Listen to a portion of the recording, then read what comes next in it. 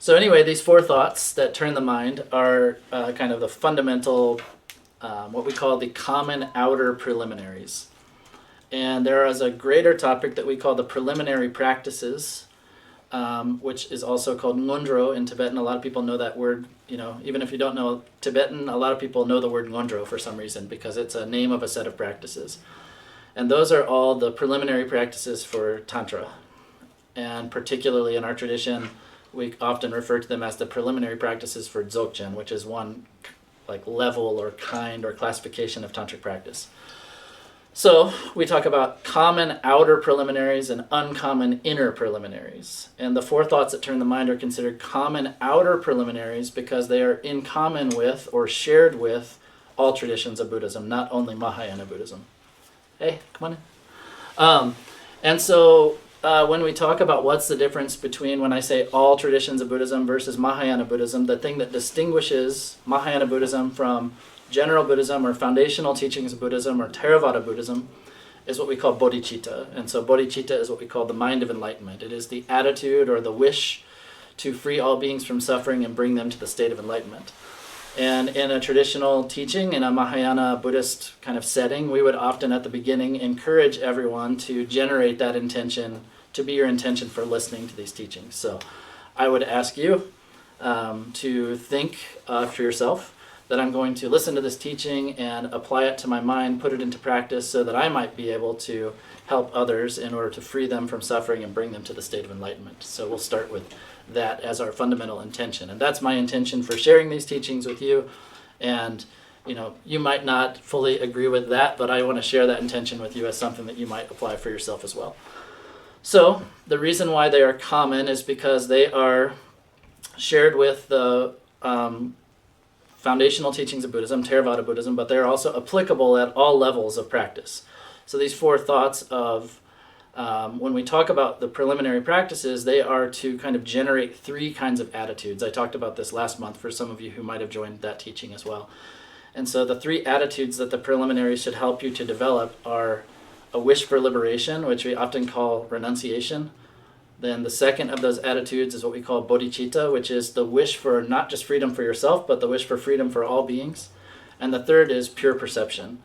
And so that deserves its own explanation, and this is not the time for that, to talk about what pure perception might mean. But these first teachings, which we call the common outer preliminaries of the four thoughts that turn the mind, the intention of those four thoughts, those contemplations, is for you to be able to generate the wish for enlightenment, the wish for freedom. Which we often refer to as the mind of renunciation. A lot of people don't like the word renunciation because it kind of brings up thoughts of running away from home and running off to the mountains and living in a cave, and that's not necessarily what it means. It could mean that. I don't want to say that it's not. It's explicitly not that, but it's not necessarily that. So let's talk a little bit about these four thoughts individually. So the first, the preciousness of the human rebirth, or more accurately, we should say the precious human rebirth, because one thing to note about this is that it's not saying that everyone's human experience is precious. From this perspective, the word precious, what it means, and the reason that it's given that term in this sense, is that it is a precious human experience if you have a human experience where you have the freedom and capacity to practice these spiritual teachings that could lead you to liberation. So there are plenty of people who are humans, but because they were brought up in a situation where they were strongly indoctrinated into a certain political view or another type of religion where they think that Buddhism's not for me, or even Buddhism's wrong or bad, something like that, then that person, you would say, from this perspective, doesn't have a precious human rebirth. They have a human rebirth, but precious in this sense is precious from the perspective of having the freedom and opportunity to practice this path to enlightenment. So there are a lot of qualities that make this situation precious, you could say. And in the classical texts, there are 18 qualities, and I'm not sure that it is worth our time for me to go through the lists of those things at this point. And I can send you those lists that you can look over them later.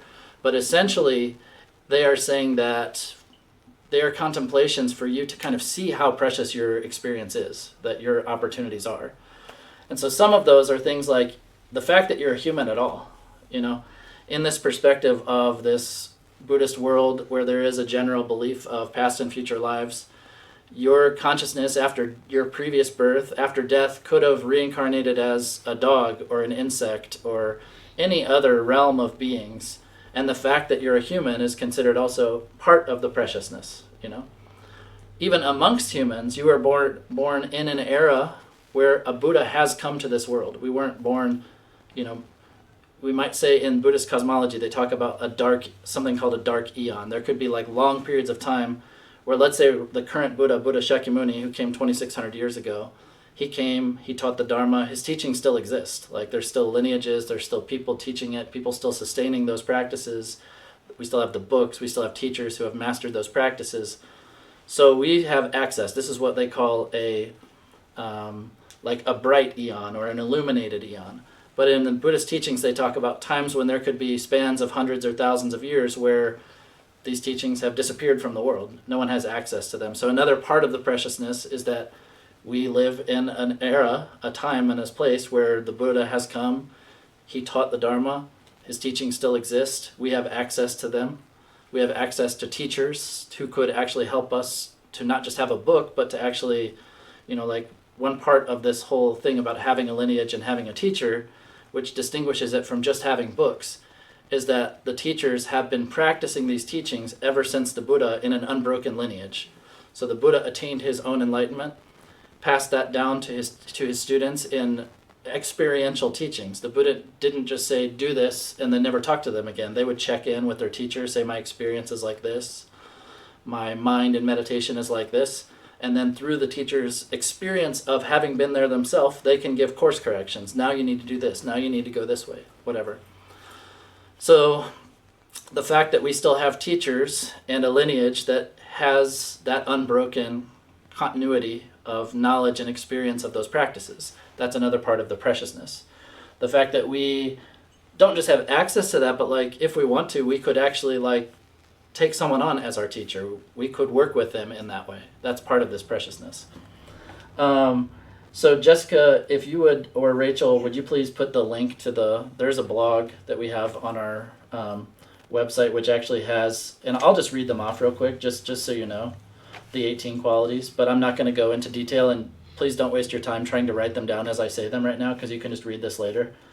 But those 18 things are, we talk about 8 freedoms and 10 advantages. And so the 8 freedoms are, you're not born in hell. Basically, your experience is not one of constant pain and torment, essentially. If you don't even want to think about there being some place or some experience called hell, because that's even in different levels of Buddhist teachings.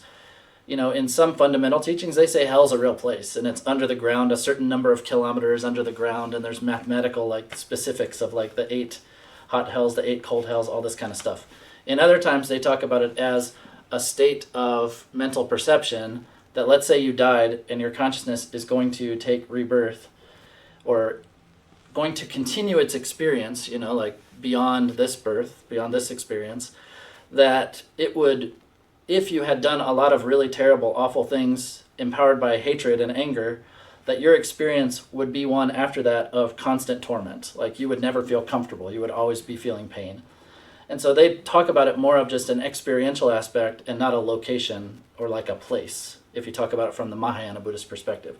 So anyway, the fact is, in this saying you're free, you're not born in hell, is that you're not experiencing constant pain and torture, which would make it in a situation where you wouldn't have the mental or emotional freedom to want to try and apply yourself to some kind of spiritual path if you were just constantly being tormented.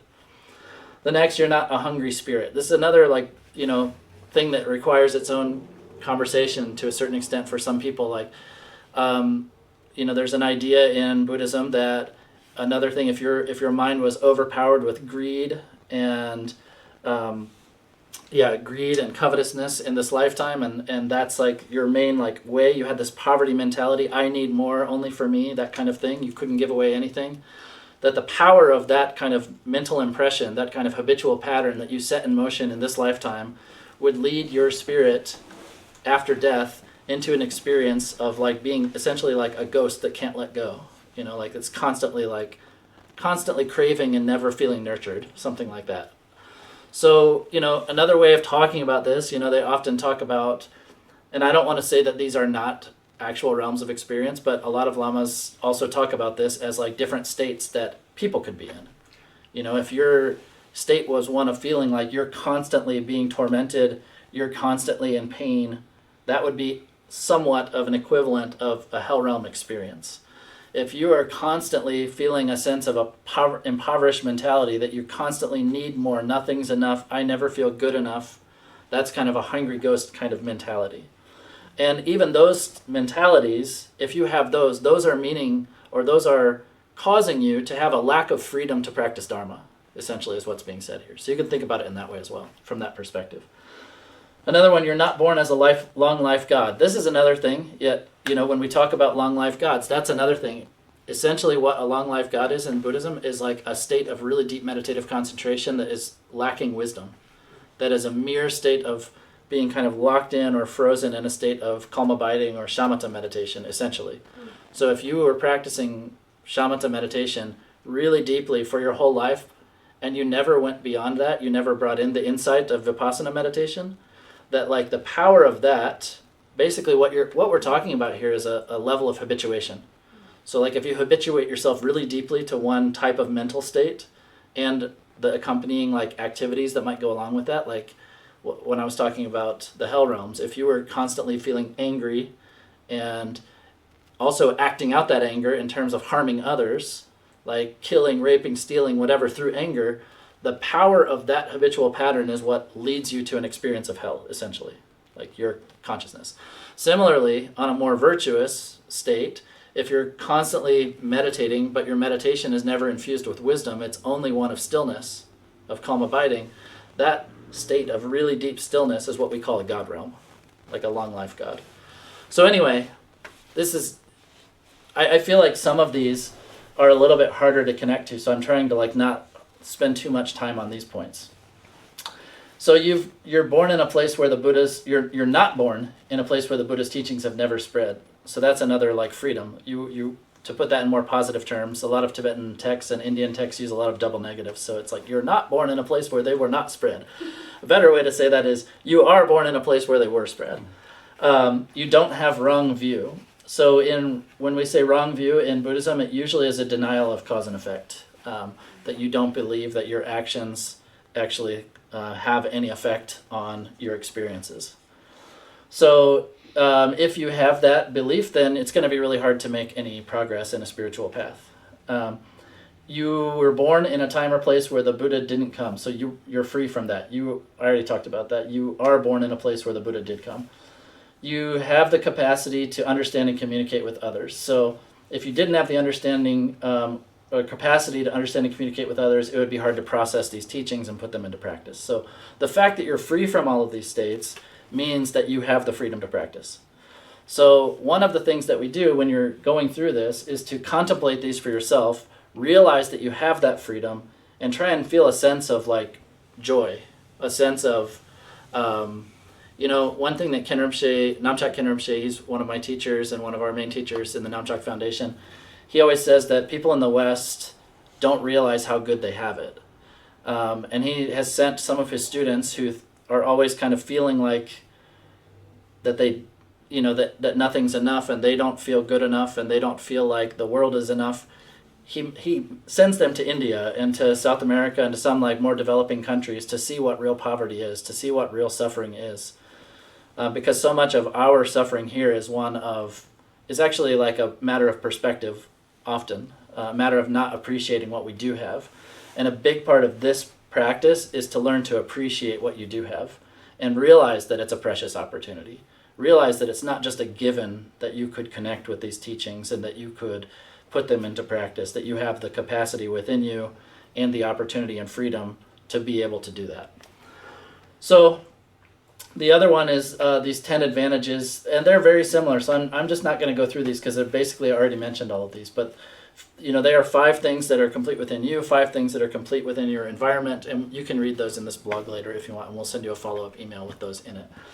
So essentially, in some of the more modern commentaries, because this is a very classical way of talking about this, and I don't mean to say in any way that that's irrelevant, But as a human, already knowing that you're a human, there's a lot of things you can think about too. Like just the fact, like for a lot of us, we're not right now in Gaza, and that's not our life. Like if you were, or if you were in a really impoverished developing country situation, like where you didn't have access to education or spiritual teachers or anything, you wouldn't have the freedom or access or ability or capacity or access to teachers and teachings to be able to put this kind of thing into practice. So, you know, the important part of all of this is just to realize that the situation that we are in isn't just a given, that it is precious. Once you've realized that, the next step is to think about impermanence. And that is that, okay, we have this great opportunity, but it's not going to be here forever. And the contemplations on impermanence, there's a lot of different ways to contemplate impermanence. And within those, one of the main ones is to think about the fact that death is certain, but the causes of death and the time of death are uncertain. So, okay, we have a precious opportunity, but we're definitely going to die, and we don't know if it's going to be tomorrow or 30, 40, 50 years from now, right? So, if we really think this is a precious opportunity, and if we really think that this kind of, not only do we have a precious opportunity, but we find that this path is precious and it's something that we really want to apply ourselves to, if we realize that we could die any time, and it's not a given that we have another 30, 40, 50 years, then we should start practicing now. We shouldn't put it off. We should prioritize it. And, you know, another thing that some modern teachers really emphasize in this too is prioritizing, you know, when you think about things in this way and you think about the preciousness of this experience, you think about the preciousness of these teachings and these spiritual paths, and you think about how important is that versus, you know, my social media usage, or how important is that versus other kind of like hobbies or shopping or other kind of attachments and things that I have. And so like, how can I like maybe reprioritize my time, you know? If I really think this is precious and I think that I could lose this opportunity at any time, is being in a third, I'm speaking for Missoula people here, it's being in a third intramural sport more important than spending an hour a day or so on my spiritual practice? Or is training for that other marathon going to be more important than spending, you know, some time on my spiritual practice? Or is watching that TV series more important than spending an hour on my spiritual practice? You know? And I'm not harping here. I'm speaking to myself just as much as I'm speaking to you. I need to always work on that more all the time. But anyway, it is to realize that, you know, what is a real priority in our life? What is actually going to help us as we get closer to an imminent situation of death, you know? Even if you don't believe in future lives, what's really going to help you as you approach death? A more stable, calm, compassionate, and wise state of mind? Or, I don't know, the fact that you can say that you climbed another mountain, or that you watched another TV series, or that you got some more followers on your social media accounts or something like that. You know, what's really going to benefit you at the time of death? And if you do believe in future lives, then this comes into the fourth of the four thoughts of karmic cause and result, or third or fourth. They're in different orders in different texts. But, you know, as we are spending our time, if you do believe in future lives, everything that we're doing is actually creating more habitual patterns for us to keep doing those things and keep experiencing similar things in the future. So if our goal is actually some kind of spiritual awakening, is what we're doing right now contributing to that, or actually obstructing that, you know? So if I'm constantly giving in to my attachments and my desires and my lust and my laziness and my distraction, you know, I'm building habits for continuing to do that in the future. So there's a famous quote from the Buddha that says, if you want to know what you did in your past life, look at your present body or your present circumstances. If you want to know what will happen, what you'll be like in your future life, look at your current actions and thoughts, you know? And we can even think about that just in terms of shorter time spans, you know? If I want to know, let's say my goal is to be, I don't know if I want to say enlightened, but let's just say my goal is that I want to be much more spiritually developed than I am now 5 years from now. but I look at what I've been doing for the last month and how much practice I've been doing and how much I've been prioritizing my practice, and expand that over the next 5 years. Is that actually going to get me anywhere or not? Am I actually developing? Or am I spending more of my time than not on things that are actually erasing all the progress that I'm trying to do in my short amount of time I'm putting into my practice? So these are what these contemplations are for. They are for trying to build the urgency, you could say, of practice and building the sense of prioritizing the practices. And so the first two of those four thoughts, the preciousness of human rebirth and death and impermanence, are said, we say turning the mind, the four thoughts that turn the mind. They say that those are the first two that turn your mind from being obsessed with just trying to become happy in this lifetime. So if you recognize how precious the opportunity is, and you recognize that it is fleeting, you could lose it at any time, then maybe you're going to spend a little bit less of your mental energy just trying to buy a bigger house or a nicer car or get more money, and maybe a little bit more time, because all that stuff, you can't take it with you when you die, right? Maybe a little bit more time into your spiritual development. So that's kind of the point of those first two contemplations. So I only talked about the death aspect, death and the impermanent, the death aspect of impermanence, and that's what we call coarse impermanence. In the text, if you want to go through, in the words of my perfect teacher, his famous text on these preliminary practices, they go through all different. There's quite a few different topical outlines on different ways of contemplating impermanence. So you can contemplate the impermanence of the outer world, the contemplation of the impermanence of the beings in that world, contemplation of the impermanence of very powerful holy beings, the fact that even they died, that no one lives forever, basically.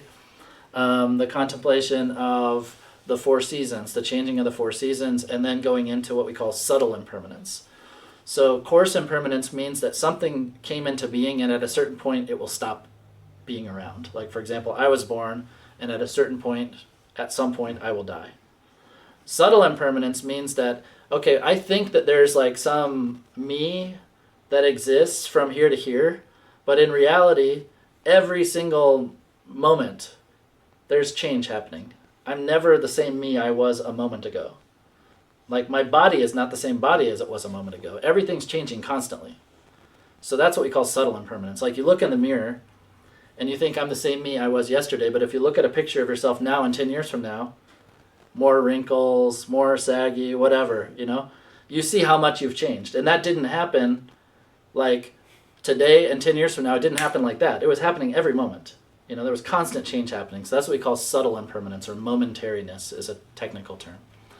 So those are considered really important contemplations to go through too, because as you contemplate the impermanence of your own situation, you realize that this isn't a given that I'll be here forever.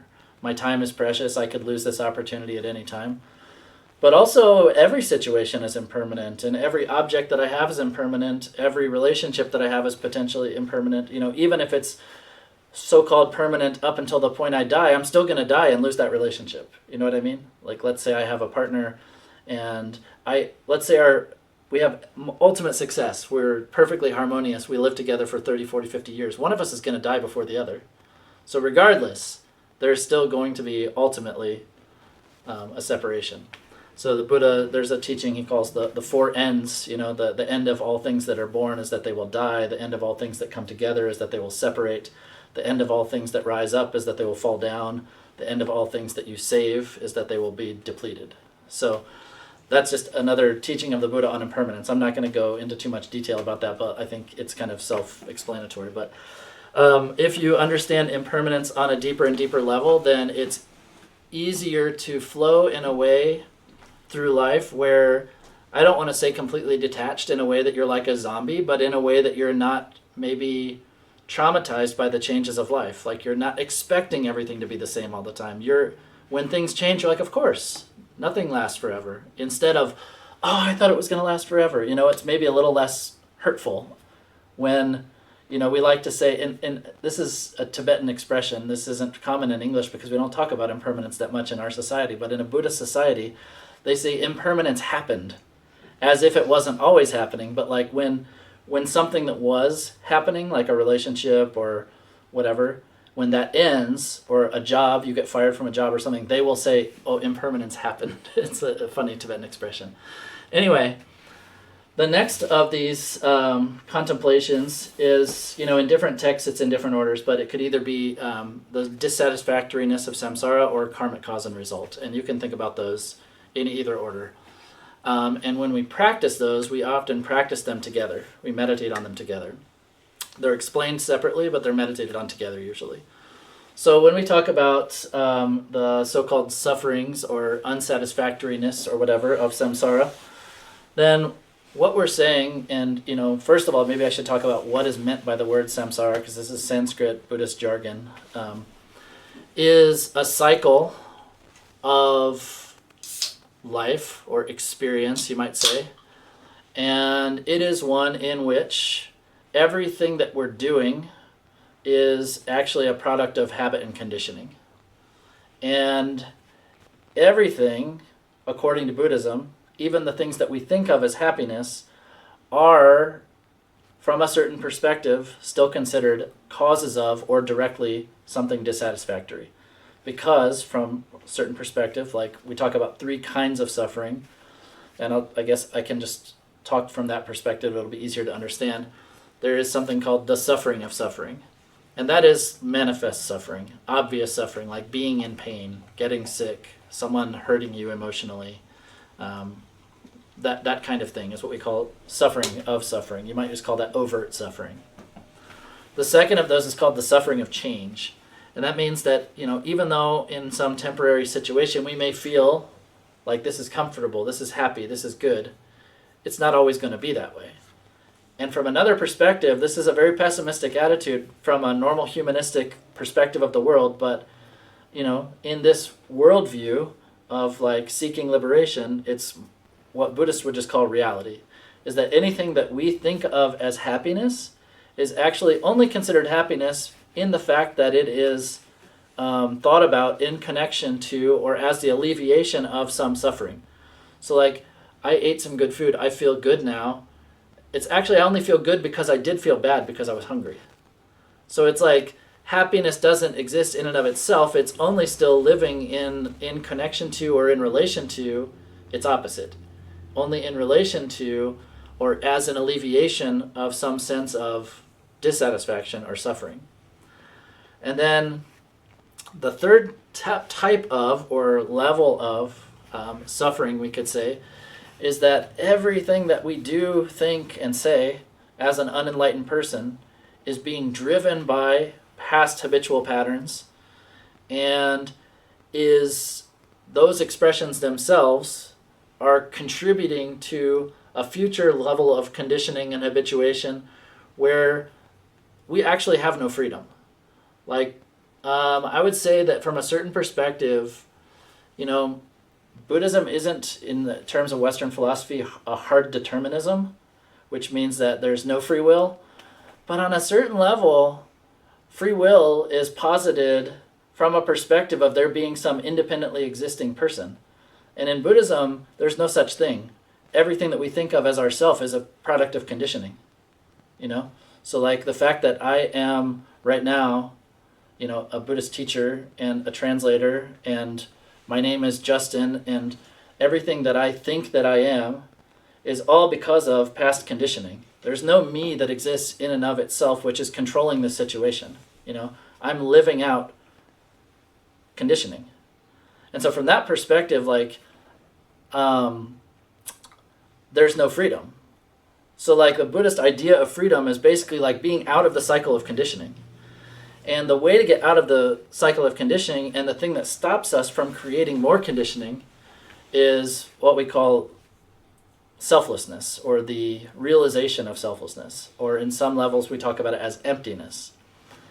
This isn't exactly the time to get into a big, deep discussion about that, and we have some other materials and videos of myself and Namchak Khen Rinpoche talking about what that is in detail that I would refer you to. But essentially, according to Buddhism, I think that, and this is my kind of, I don't want to say inherent, but like autopilot response to the world, is to think that I truly exist in an independent, singular, and non-relativistic manner. Like, I think that there's a me that exists above and beyond circumstance, that doesn't depend upon other things for its existence. I also think that there's a truly existing you, a truly existing everything that I experience, truly existing emotions, truly existing objects, truly existing people that exist in and of themselves, that are singular, permanent, and independently existing, meaning not depending on conditions. And so, according to Buddhism, that is what we would call a wrong view. Like, we think that things truly exist, meaning that they exist in and of themselves, and that's how we react to the world. And because of that, that triggers all of our afflictive emotional responses, which then are creating karma, meaning this habitual patterning, which is keeping us trapped in this cycle.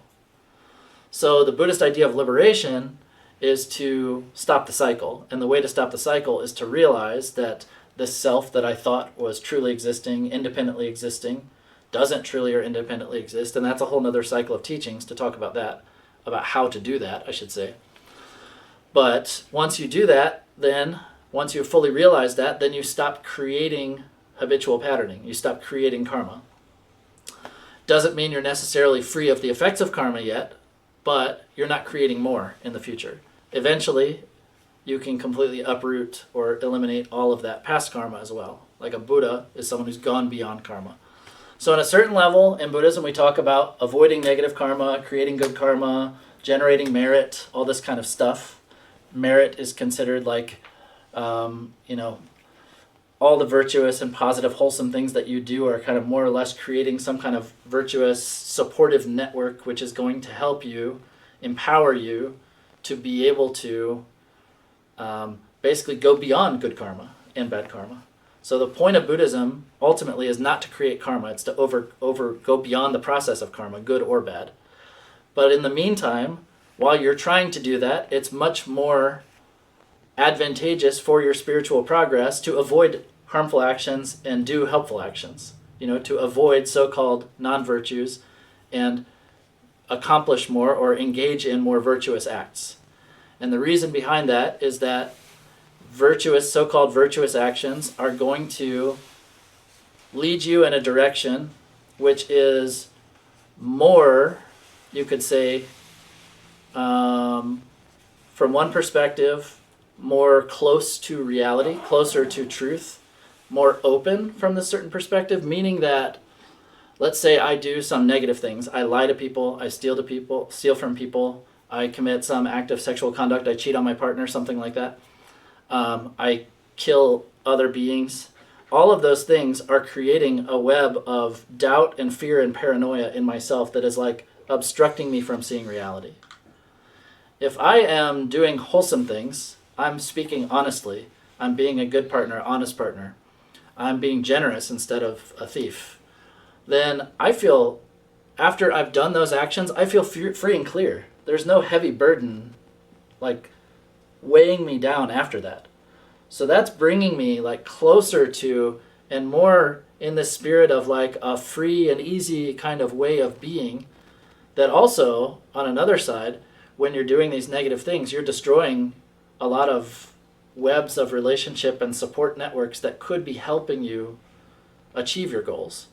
And when you're doing wholesome, positive actions, good karmas, you are creating a supportive network within yourself in terms of like that feeling free and feeling confident in yourself, feeling like this wholesomeness, and outside of yourself in creating good, wholesome relationships, friendships, supportive networks of, with your spiritual community, with your general community, with your teachers, all that kind of thing, which is going to nurture you ultimately to go beyond all of these ideas of good, bad, whatever, good and bad karma, And when I say that, it doesn't mean that like you get enlightened and you stop doing good things.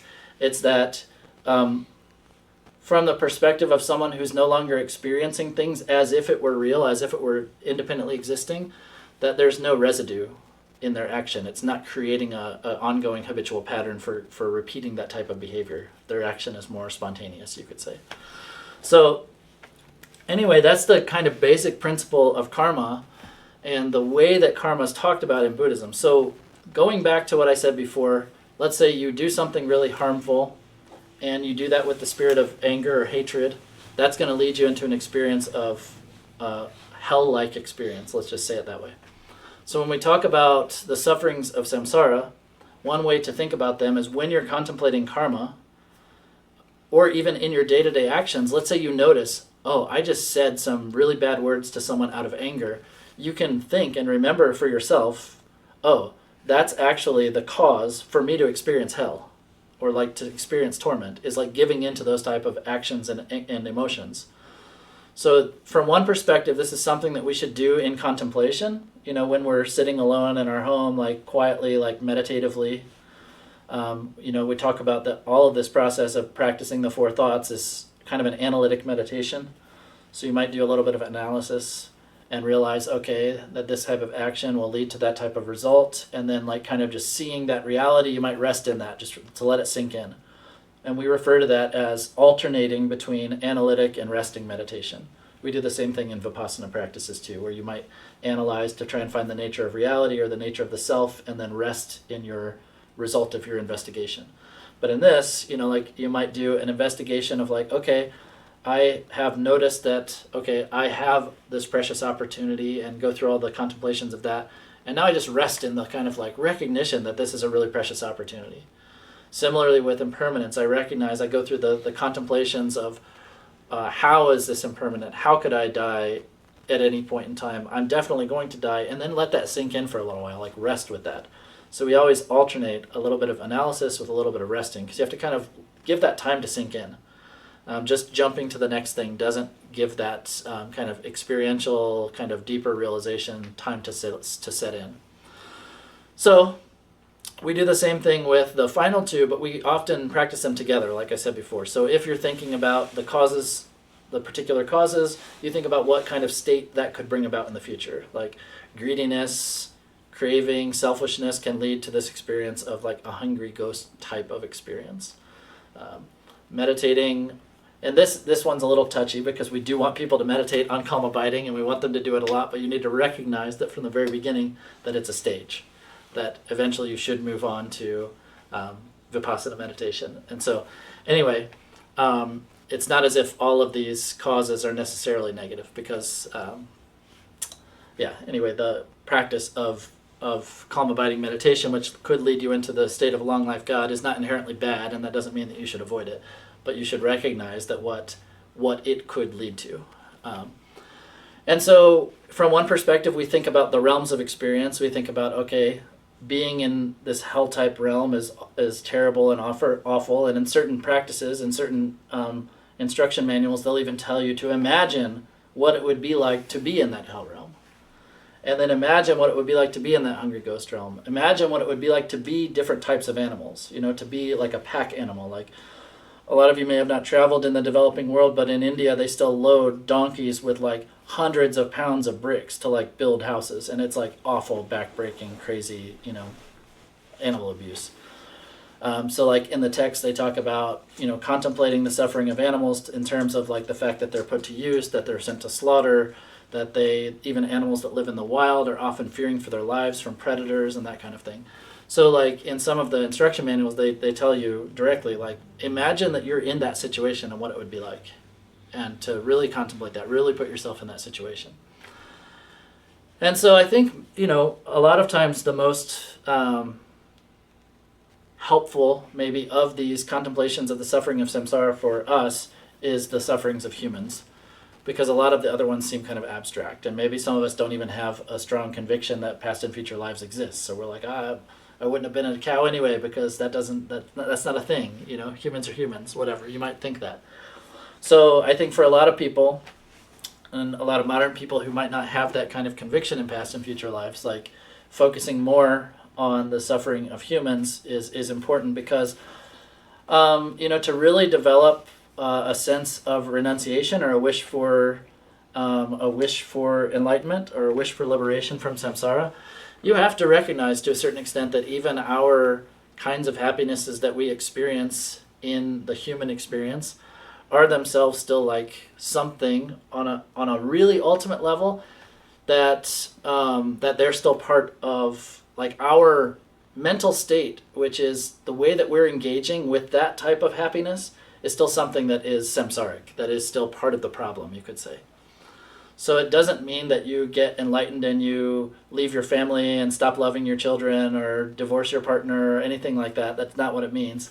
But it does mean that like maybe our current level of love that we have is actually like very burdened with attachment and isn't actually like pure concern.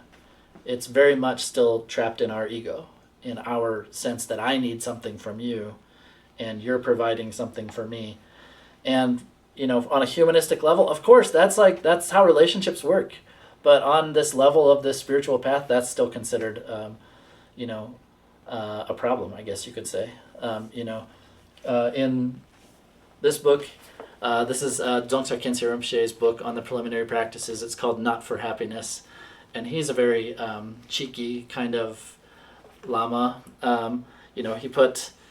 He's equating how a lot of Westerners, this is a very satirical cover to this book, a lot of Westerners practice Dharma just to make themselves more kind of temporarily happy, like just as a therapy kind of thing.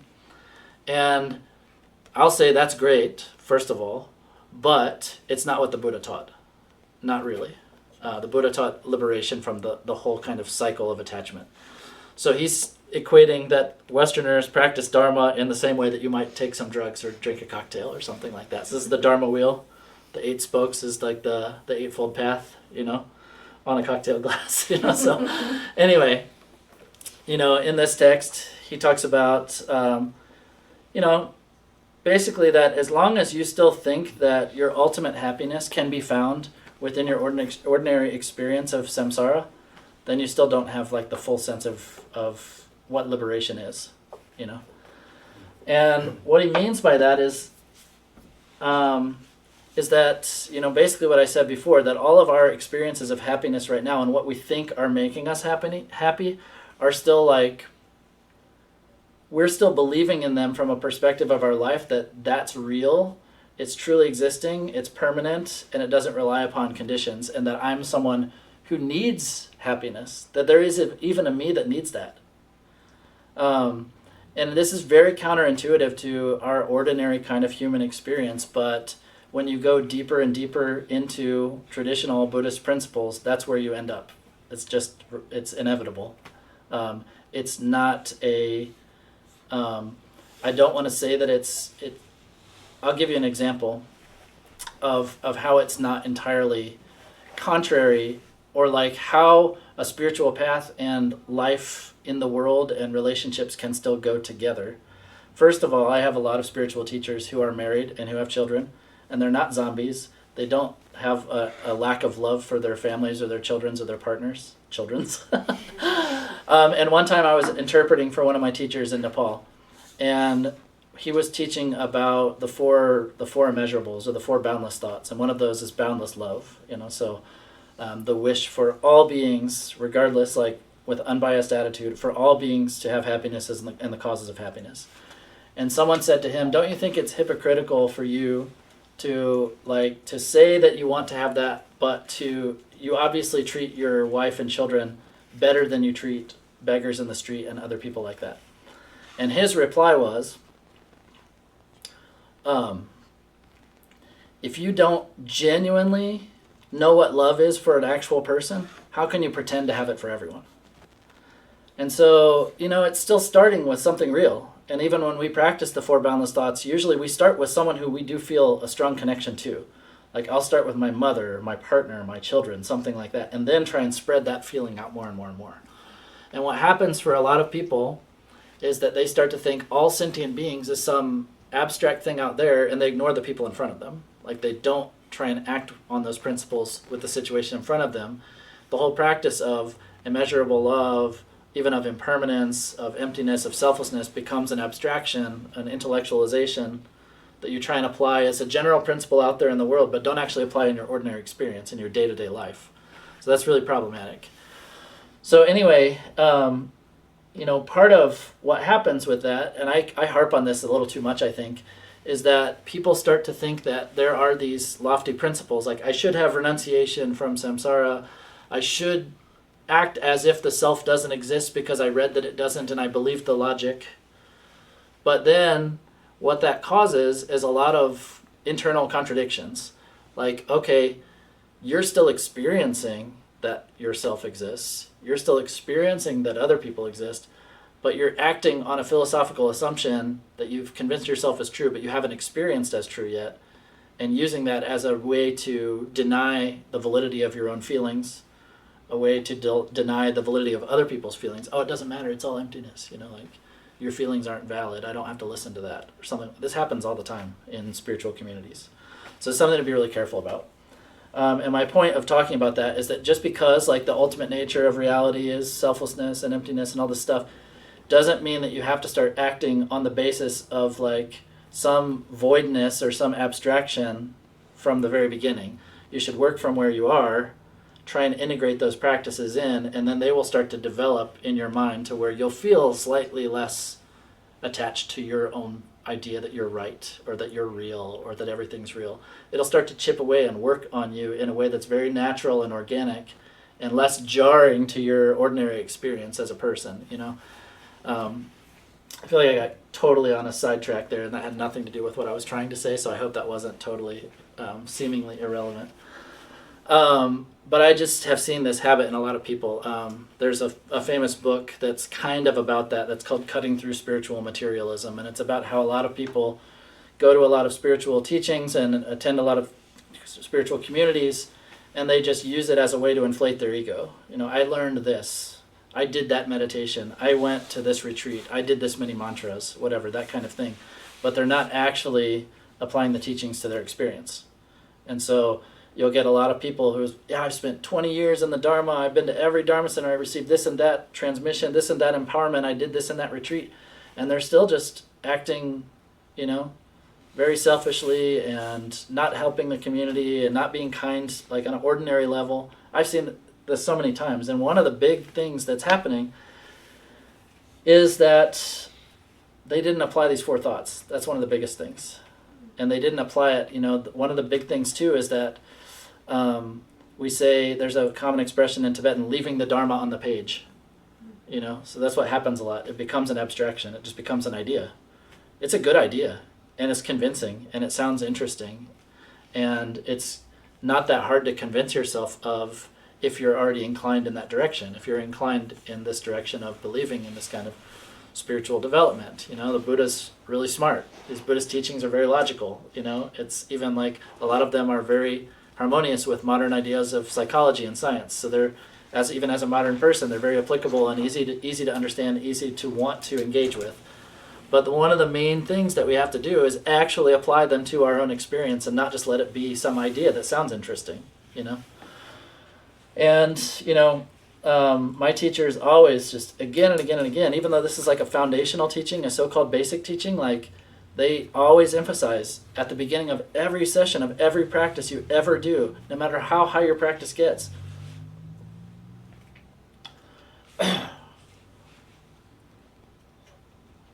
you should spend a few minutes like doing these contemplations.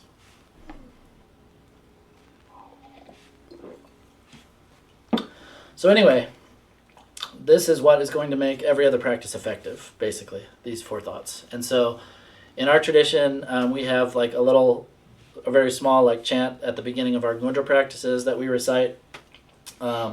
In some of the other traditions, like in the Longchen Nyingtik, another cycle of Nyingma preliminary practices, there's a really long one where you go through like all the different 8 factors, the 10 factors, the 16 incidental factors, all this other stuff. So, and you recite that as a daily practice, and it's like at the outset of every practice.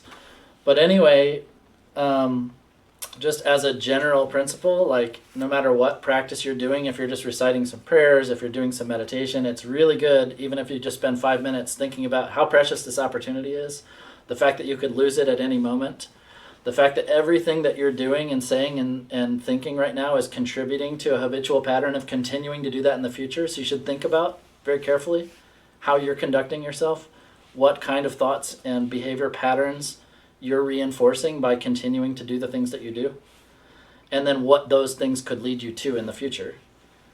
in terms of all of these different levels of suffering.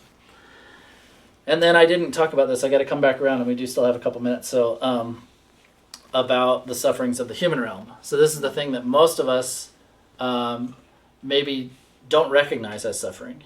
Like we think that the human experience is one that's like, no, it's pretty good. We got it pretty good, right? We got iPhones, like we got Netflix, we got cars, we got pizza, it's pretty cool, right?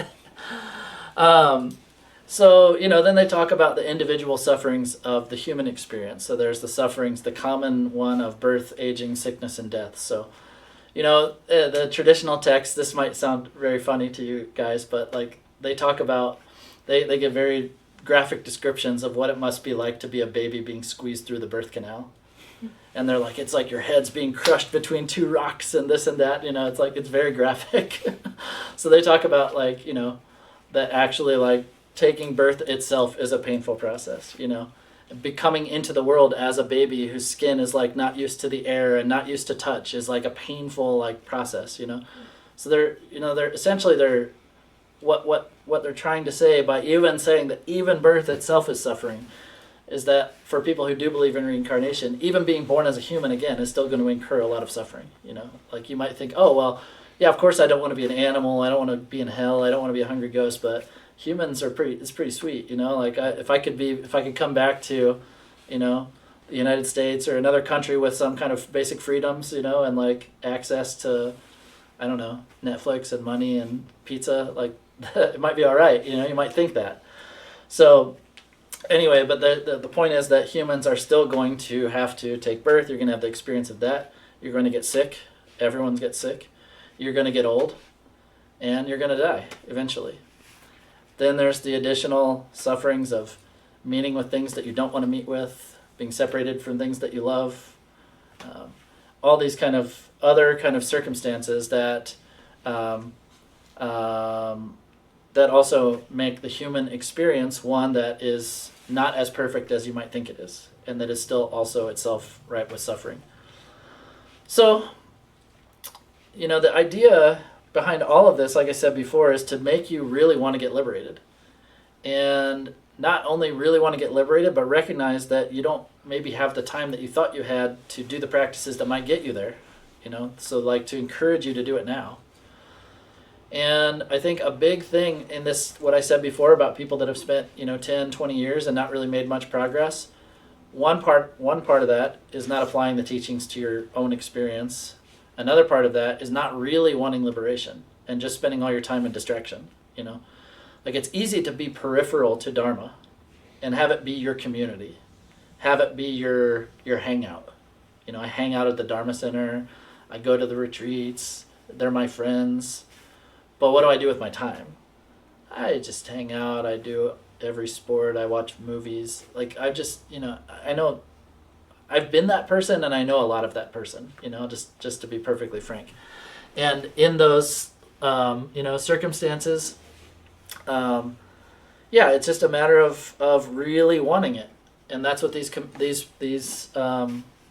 4 thoughts or 4 practices are for. They're for really making you want it.